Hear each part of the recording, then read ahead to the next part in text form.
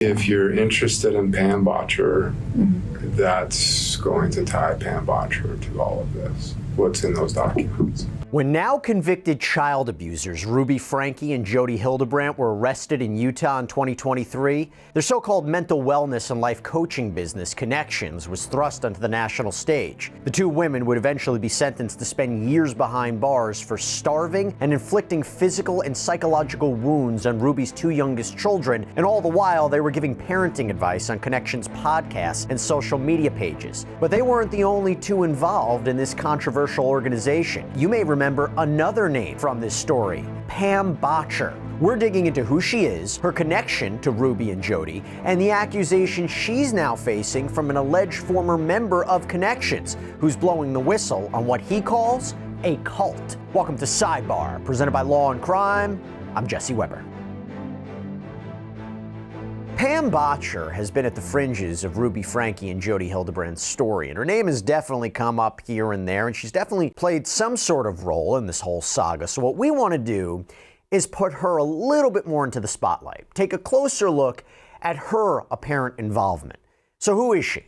Well, Pam Bodtcher is reportedly one of the higher-ups in a counseling group called ConneXions, which is also known as ConneXions Classroom. This was started by Jodi Hildebrandt in 2012 as an online-based program offering workshops, group counseling sessions, leadership training, and more. Pam was at one time listed as the president of ConneXions Foundation. Now, only parts of the ConneXionClassroom.com website are still active. It seems that its homepage now diverts to this ad for slot machines in Thailand. That's at least what we found. But previously, it said the purpose of ConneXions was, quote, to invite and encourage healing and facilitate personal growth through impeccable honesty, rigorous personal responsibility, and vulnerable humility. But many have now come out to say not only was it all just a money-making scheme, but that Jodi used the company to ruin dozens of relationships. That is the allegation she's facing.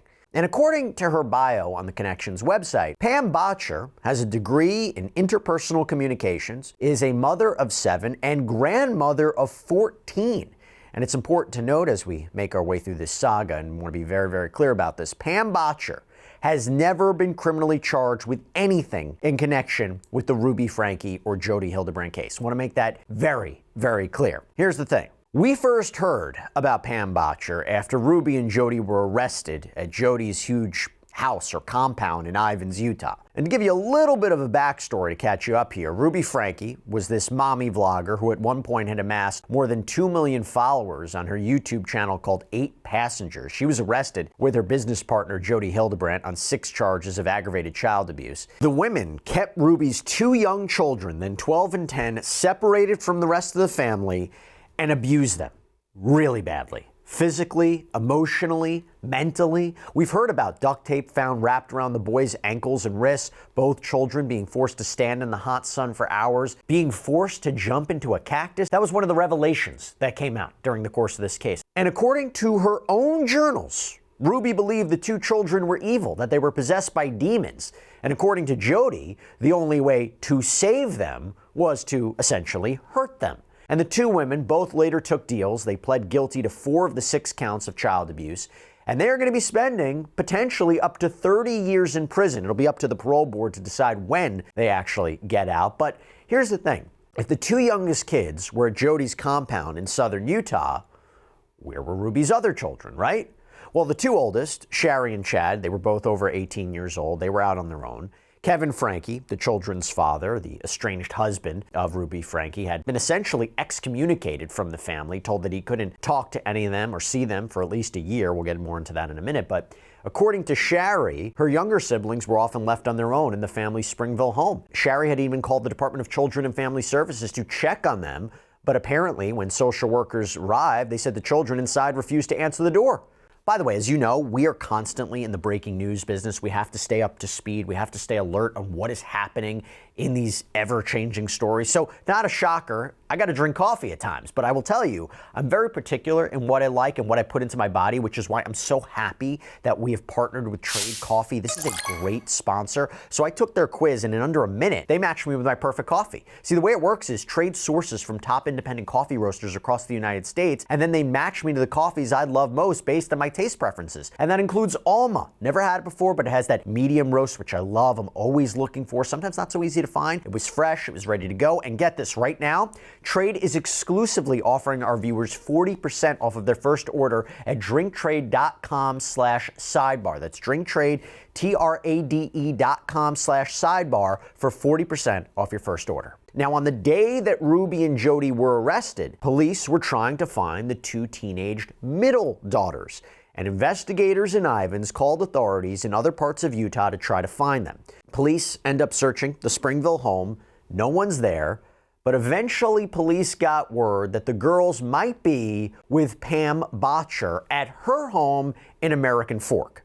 And that is when officers had their first interactions with Pam and her husband, Roy. How's it going? Good. I'm Officer Hawkins, sir. I'm looking for Pam. Is Pam in today? Yeah, that's my wife. Is your wife? She's here? Hi. Hello, Pam. How are you doing? Good. I'm Officer Hawkins, American Fork Police Department. Hi. So, we had a agency assist out of St. George in Springville that we're just looking for. Okay. When you picked her up, what was the case? Did somebody ask you to pick her up, or did you just pick her up? What was going on? Well, I'm having guests coming, and she came and did some cleaning for me. Some cleaning for you? You work right now in the In house. the living room, right there. Okay, great. We're gonna have both of you come out here then. If you can, just for a second, we just have to go over some stuff. You have a warrant? Yeah, we do. Let me see it, please. So it's in my car, but right now my concern is. Will you just tell them you're all right? Well, yeah, we Yeah. have to physically see her. Come to that doorway. We'll go ahead and get the copy of the warrant for you, okay? You have a warrant for my house? Specifically for you. For you and the child. Yeah. Okay. So What is going on? as of right now, I'll just need you to give your phone to your husband. Okay. Okay. And as of this moment, you're going to be detained right now. Okay. Okay. Okay. So, So what is does that mean? there anything on you? No. Okay. Perfect. Just put your hands in front of you. Okay. Just going to place you temporarily under Wait. arrest. Wait. Okay. I'll What are explain you to doing? you that I'll explain What to are you guys doing? I've explained this already. I'm being as courteous as I can. Okay, well, I'm going to call an attorney. That's fine. I don't know what's Yeah, I don't even know what this is all about. Okay. So I'm going to my explain wife to you when we in get to the car. handcuffs and- Yes. I just explained to you that you're being detained right now. Now, the officers on scene aren't sure exactly what fellow law enforcement found at the compound, but they know it's bad. For example, at this point, officers at the scene are not quite able to get into a large safe in Jodi's basement, and there were fears that there could be a child locked inside. Now, fortunately, that turned out not to be the case, but during the conversation with Pam, he learned new information about Pam's seeming connection to Ruby. Those are my friends' daughters. Okay. So your friend's daughter's then. Yeah. Okay. Yeah. Is Ruby Franke's daughter. Okay. And she's a friend of ours. She comes over and helps me every once in a while to do cleaning and stuff. Okay. So this is what happened, okay? Her parents were in the situation of a child abuse allegation. Okay. DCFS made the report and went to the house and found children malnourished and locked in a safe. Okay? In the safe? In a safe. Okay? So now those officers and DCFS have to take custody of those children, and we're looking for this one. The rec center, when they went to go find her, said that you picked her up. Yeah, So I did. now they are trying to figure out Why you picked her up, what you know with her. Is she okay? Did she come here willingly? All that kind of stuff. Okay. Okay. Yeah, they so can as ask soon her as they that. come here, Yeah. we'll be on our way. Okay. Okay. That's why I said you're just detained. You're not placed under arrest just right now until they figure out what's going on with their part. And during his conversation with Bodtcher, the officer learns that actually both girls are at her home, not just the one she picked up at the rec center. Then you go over back to the front porch where Bodtcher's husband, Roy, and one of the girls are still in the doorway, and he tries to contact Ruby, gets no answer because by this time she's in police custody. Girls, I have no clue what's going on, and I don't know what's going to happen. So just, the worst thing we can do is try to fight it. So you gotta just go with it, whatever, and then sort it out. I don't know how that's going to happen. So we'll see.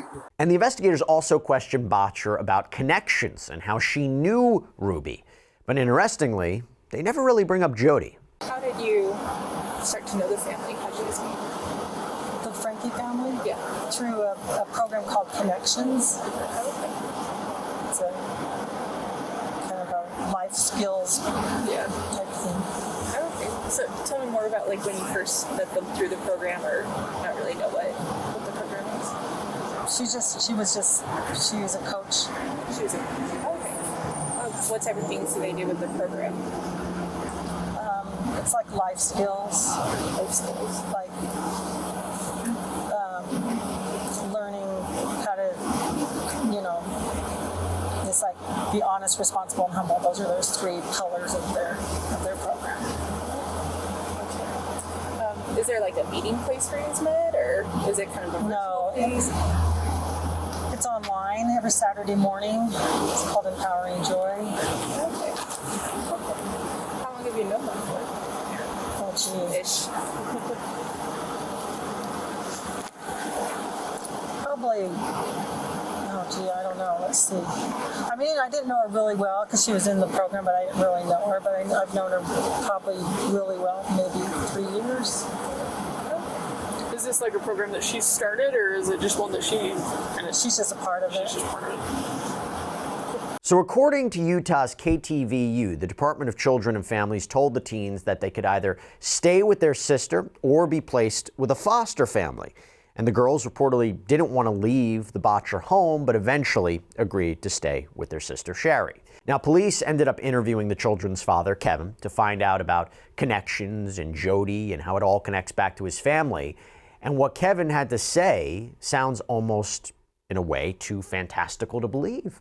But according to Kevin, Jodi told Ruby she was being haunted by demons. So Ruby decided to move Jodi into their home, apparently kicking her oldest child, Sherry, out of the bedroom so she could watch over Jodi during these episodes. And again, Bodtcher is brought up once more. Then she started having like trances and stuff, I would say probably September, where she believed that she was going to heaven and seeing God and Jesus and talking with them. And she would get together with Pam Bodtcher. Ruby, Pam, and Jodi would get together and do these interventions. That's what they called them. And so they'd just go up and lock themselves in a room for 4 or 5 hours, and then they'd come out and they'd all just be on cloud 9, and Ruby would share with me like she had this amazing vision, and I wrote it and recorded it all down, and we have a work to do from God, and you're part of it, and the bishop's part of it, and we're all part of bringing all this stuff to the world. Kevin claims that Ruby had fallen completely under Jodi's spell and even wanted to give up their wildly successful business and YouTube channel so she could work with Jodi at ConneXions. And once again, Bodtcher is brought up once more. Ruby, Pam, and Jodi were completely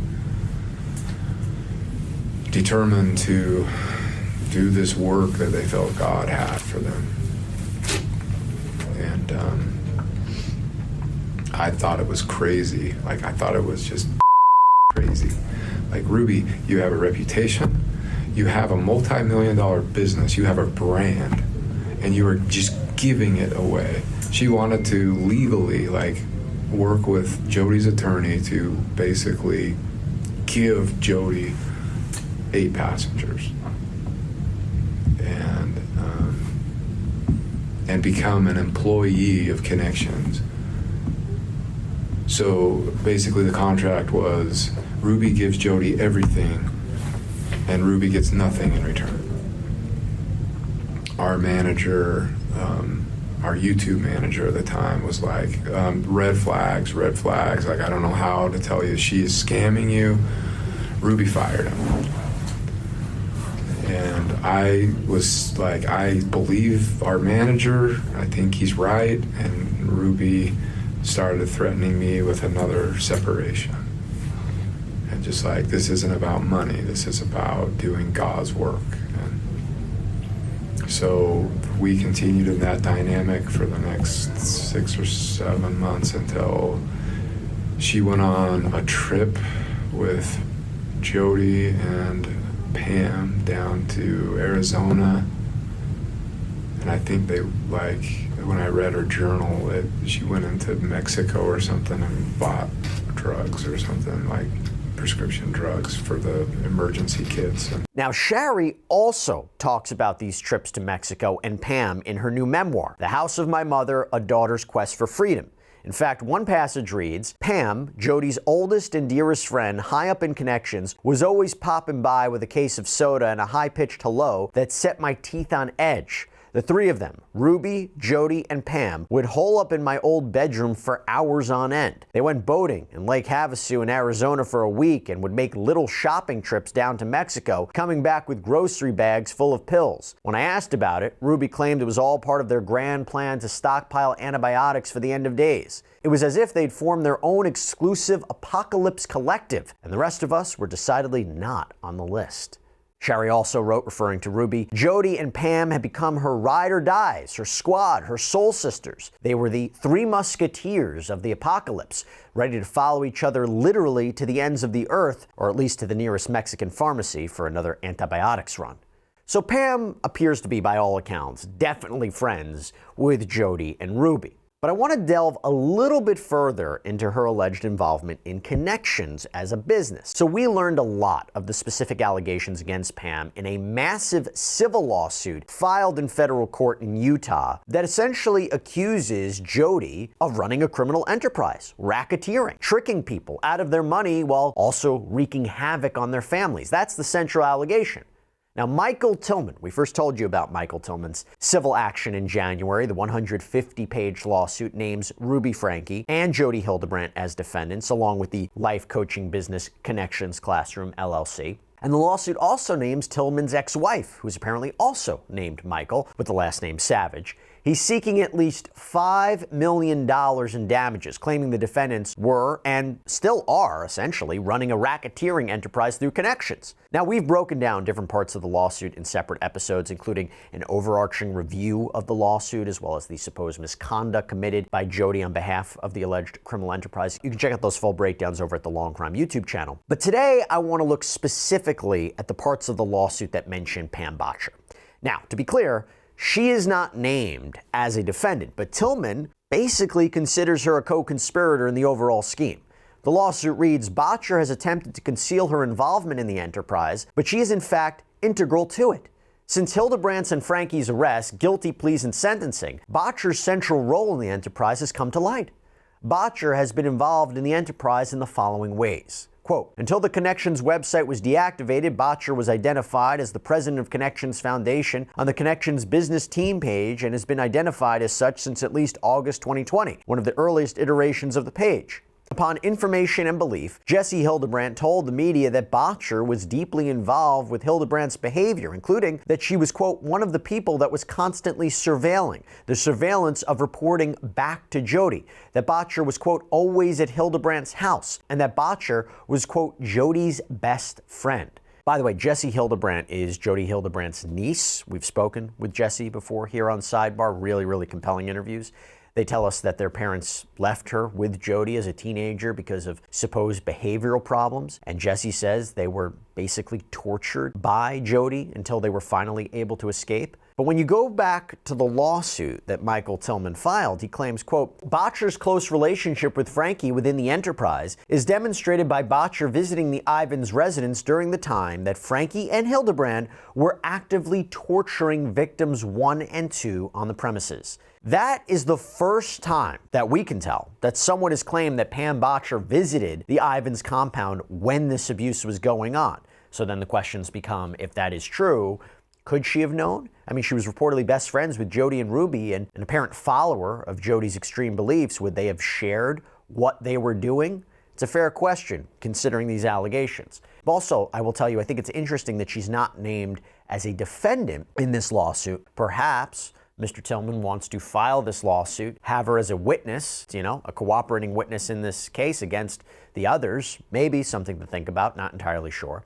But I will tell you this, the lawsuit also talks about Pam and her husband Roy's interactions with police on the day Ruby was arrested, which we talked about before. Quote, upon information and belief, when law enforcement came to Bodtcher's residence and inquired about J and A, meaning the daughters of Ruby Franke, Bodtcher's husband did not want to allow law enforcement to see the children, and instead wanted to have J and or A tell officers from behind a door that they were okay, indicating Bodtcher and her husband did not want law enforcement to observe the children while Bodtcher and her husband were forcing them to work at Bodtcher's residence. Now, let me just be clear about something. That's an allegation. That's a narrative you could put forward. The other way, of looking at this could be police show up. They don't know what's going on. They're looking after another person's children, and maybe they didn't feel comfortable just turning them over to the police. That was something that came out during the course of that body cam footage. So two different perspectives on what we can make from that body cam footage. But the lawsuit continues. Quote, the media reported that Kevin Franke's attorney stated that Bodtcher frequently attended ConneXions trips with Hildebrandt and Franke. As explained above, Bodtcher also actively furthered the enterprise by teaching ConneXions classes via interstate wires and at ConneXions conferences, and by laundering money for Hildebrandt and the enterprise through the ConneXions Foundation and Bodtcher's personal accounts. Just to be clear, Pam has never been charged with any sort of crime in connection to this case. But look, her proximity to this case has led to a lot of whispers, a lot of speculation about whether or not Pam Bodtcher should be held accountable for something here. Time will tell if she continues to be swept up in this. But again, allegations in this lawsuit. She hasn't been criminally charged, but hopefully this provides a little bit of a better explanation about her apparent connection to everybody else in this case. That is all we have for you right now here on Sidebar, everybody. Thank you so much for joining us. And as always, please subscribe on YouTube, Apple Podcasts, Spotify, wherever you should get your podcasts. I'm Jesse Weber. I'll speak to you next time.